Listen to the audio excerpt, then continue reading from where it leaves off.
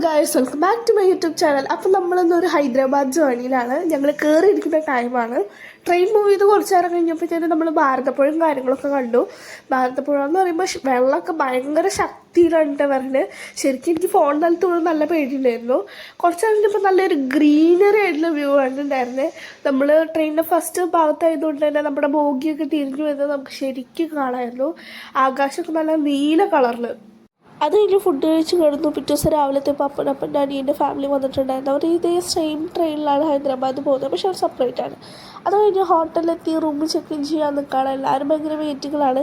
Railway സ്റ്റേഷന് 300 metre ചുറ്റളവിലാണ് കേട്ടോ ഈ hotel വരുന്നത്. എല്ലാവരും ഭയങ്കര ടയർഡാണ്. ഒരു ദിവസത്തെ ജേർണി അല്ലേ ഇത്. നമ്മുടെ റൂമിലേക്ക് വന്നപ്പോൾ ഉള്ള ബാൽക്കണി എന്നുള്ള വ്യൂ ആണ്, വരുന്ന വഴിക്കുള്ള വ്യൂ ആണ്.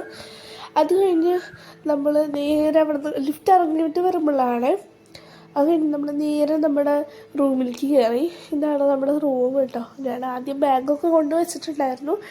എന്നാൽ കൂടി ഇതാണ് ഞങ്ങളുടെ റൂം. ഒരു ആവറേജ് റൂം, വലിയ ഭംഗി കാര്യങ്ങളായിട്ടൊന്നും ഇല്ലെങ്കിലും അത്യാവശ്യം നീറ്റ് ആൻഡ് ക്ലീൻ ആയിരുന്നു. റൂമും കണ്ണാടിയും ബെഡും ഒക്കെ AC ആയിരുന്നു കേട്ടോ.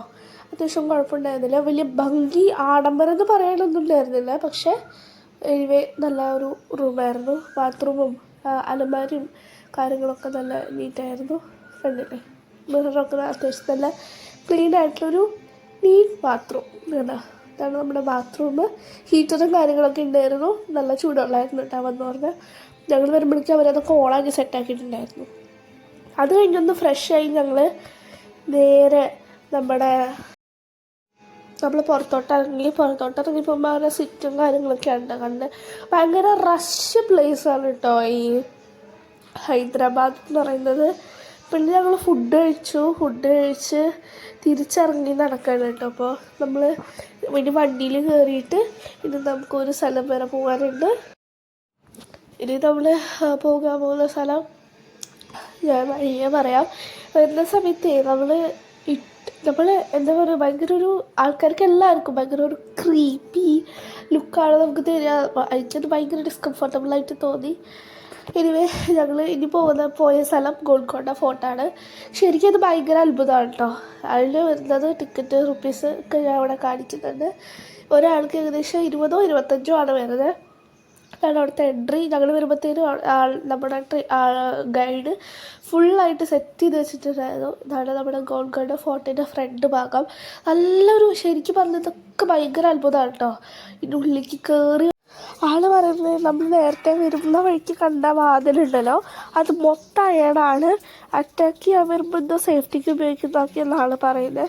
പിന്നെ എന്തോ ഒരു ആനയുടെ കാര്യം കൂടെ പറയുന്നുണ്ട്. എനിക്കത് വ്യക്തമായി കേട്ടില്ല, ഞാൻ വീഡിയോയിൽ ക്ലിയർ അല്ല. അതൊക്കെയാണ് ആളവിടെ നിന്ന് പറയുന്നത്. ഇതിൻ്റെ ഓരോ കാര്യങ്ങളും ഓരോ വാതിൽ എന്തിനു മീൻ ചെയ്യുന്നു, അതെന്തിനവർ അന്ന് ഉപയോഗിച്ചിരുന്നു എന്നൊക്കെയാണ് അവർ പറയുന്നത് കേട്ടോ. അത് കഴിഞ്ഞ് ഞങ്ങളിങ്ങനെ കയറി നടന്നു വരുമ്പോൾ കുറേ ആൾക്കൂട്ടം കണ്ടു കേട്ടോ. അപ്പോൾ എന്തായാലും എനിക്കറിയാൻ ഒരു ക്യൂരിയോസിറ്റി ഉണ്ടായിരുന്നു. അപ്പോൾ ഞാൻ വേഗം പോയി അതിൻ്റെ തിരക്കിൻ്റെ ഇടയ്ക്കൂടെ കണ്ടപ്പോഴാണ് ഞാൻ മുമ്പ് റീൽസിൽ ഷോർട്സിലൊക്കെ കണ്ടിട്ടുണ്ട് കേട്ടോ. അവിടെ ഒരു ഭയങ്കര വെയിറ്റുള്ളൊരു കല്ല് വെച്ചിട്ടുണ്ട്. ആ കല്ല് നമുക്ക് എങ്ങനെ വേണമെങ്കിലും പൊന്തിച്ച് കഴിഞ്ഞ് കഴിഞ്ഞാൽ നമ്മളവിടുത്തെ പട്ടാളത്തിന് എടുത്തു വന്നതാണ്. അതായത് അന്നത്തെ കാലത്ത് അവിടെ ആ ഒരു ഫോർട്ടിനകത്ത് സോൾജറായിട്ട് സെലക്ട് ചെയ്തത് ഈ സംഭവം പൊന്തിച്ച് കാണിച്ചു കൊടുത്താൽ മാത്രമാണ് അന്ന് അവിടുത്തെ സോൾജറായിട്ട് അവരെ സെലക്ട് ചെയ്യുക. അപ്പം അതാണ് ആ ഒരു ഭാഗത്തിൻ്റെ ഇത്. കുറേ പേരൊക്കെ പൊന്തിച്ച് നോക്കി, നമുക്ക് പറ്റൊന്നുമില്ല കേട്ടോ. അത് കഴിഞ്ഞ് അവിടെ നിന്നും കുറച്ച് നടന്നു കഴിഞ്ഞ് കഴിഞ്ഞാൽ കുറേ സ്റ്റെപ്പ് ഇട്ടിട്ട് കയറാൻ എളുപ്പമല്ല. എന്നാലും അത് കയറി അവിടെ നിന്ന് കുറച്ചും കൂടി ഉണ്ട് കേട്ടോ മുകളിലേക്ക് കയറണം. മുകളിലേക്ക് കയറി ഏറ്റവും ടോപ്പിൽ നിന്ന് കഴിഞ്ഞാൽ ഈ ഹൈദരാബാദ് സിറ്റി ഫുള്ള് വ്യൂ കിട്ടുന്നതാണ് കേട്ടോ അവർ പറയണത്.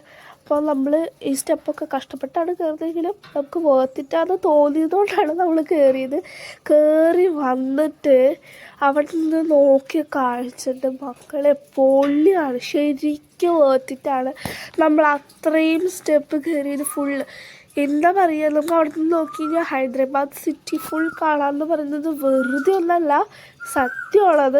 അടിപൊളി വ്യൂ എന്നത് അടിപൊളി വ്യൂ. ഇങ്ങനെ കുഞ്ഞാന്നാണ് അവിടെ മുഴുവൻ വീടുകളും കാര്യങ്ങളൊക്കെ.